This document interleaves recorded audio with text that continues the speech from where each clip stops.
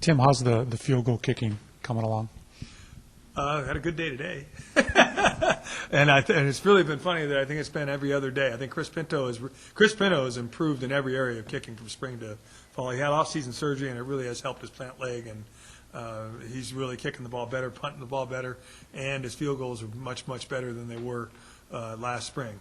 Jake has a huge leg. I mean, I think he's got a big-time leg. I mean, he's going to help us in a field position game because I think he can consistently kick the ball into the end zone on kickoff. So the battle for who's going to be the kicker for PAT field goal, it's up in the air between those two guys. Punter, I think that if I said today, because of what we're doing in the punt game, Harlan would probably be the choice because he's more consistent. But as far as a guy that could be a big hitter, Chris has proven that he can hit it. You know, he can hit a 52-yard punt with a 4.95 flat hang time, and that's ideally what you'd like to have. But his consistency is definitely a factor, and his get-off time is a little bit of a factor too.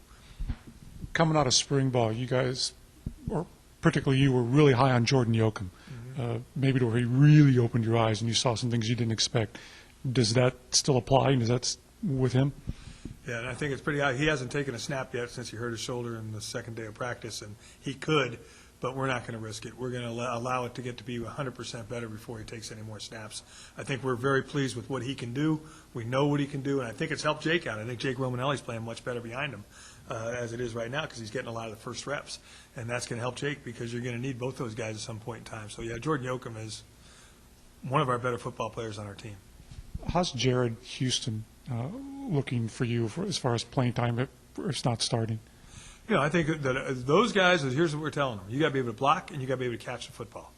And he's had a couple opportunities to catch the ball where he's run by the defense with his speed and hasn't made the play. And he needs to do that. And he's going to play. Now, is he going to be the guy that starts? That's to be determined by what happens in the next 7 to 10 days. If he can improve his catching skills, obviously having 10-4 on the field is a definite bonus, especially in this offense with all the man coverage you get. So we would like him to be on the field, but he's got to earn his stripes. So I think it's real competitive. Ryan Taylor, I think, is probably the most improved wide receiver on our team right now. He's playing extremely well in those two areas. He's blocking well and he's catching the ball well.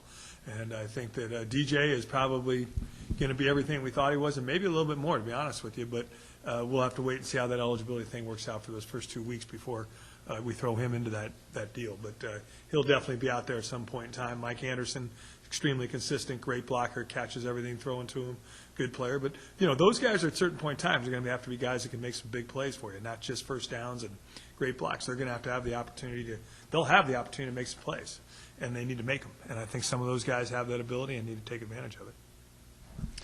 Hey, Coach, you answered pretty much everything I was going to ask in the first question, but again, just generically again, I mean, 1 week in, where does the team stand? What do you like, and what do you really need to work on moving forward here? Well, I think our first 22 we're real pleased with. I think on both sides of the ball, our first 11 on offense and our first, probably 14 on each side of the ball if I wanted to say those numbers as far as, replacements. But our depth is definitely something that we need to find out about.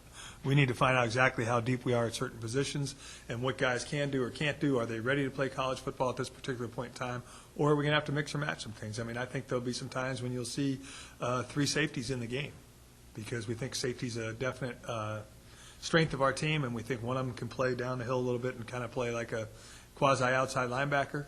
You'll see Carlton Gillespie at certain point in times play defensive end to get more pressure on a team that throws the ball 35 or 40 times a game.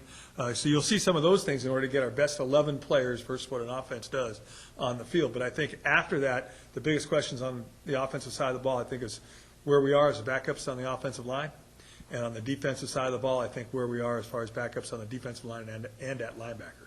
I think those are 2 concerns I would say that we have right now, and some guys need to step up and prove that they're ready to play college football at a level close to the guys that are starters at those positions, because it's tough to play 11 straight weeks, 70 plays a game, and not make substitutions. You'll wear out.